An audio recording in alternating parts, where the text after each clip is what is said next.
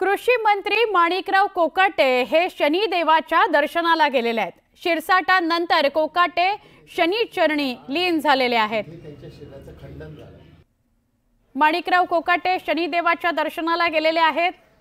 जे काही सध्याचं वातावरण आहे कोकाटेंकरता, त्यामुळे कोकाट्यांना शनिदेवाचा धावा करावा लागलेला आहे। कोकाटेंवर विरोधकांनी जोरदार टीका केलेली आहे। राजीनाम्याच्या मागणीकरता विरोधक आक्रमक झालेले आहेत आणि अशा वेळेला कोकाटे हे शनी चरणी लीन झालेले आहेत।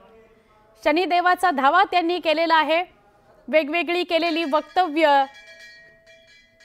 विधानसभेमध्ये सभागृह सुरू असताना ते रमी खेळत होते, तो व्हायरल झालेला व्हिडिओ, अशा सगळ्यामुळे त्यांच्या पदावर गदा आलेली आहे, त्यांच्या मंत्रिपदावर टाच आलेली आहे।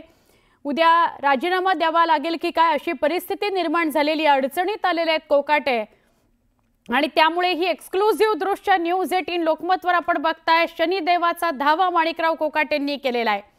याआधी शिरसाटांचेही ग्रह कदाचित विचित्र झालेले होते, त्यामुळे त्यांनीही शनीचा धावा केला होता आणि त्या पाठोपाठ आता माणिकराव कोकाटे सुद्धा आपल्याला दिसतायत शनिदेवाच्या दर्शनाकरता गेलेले।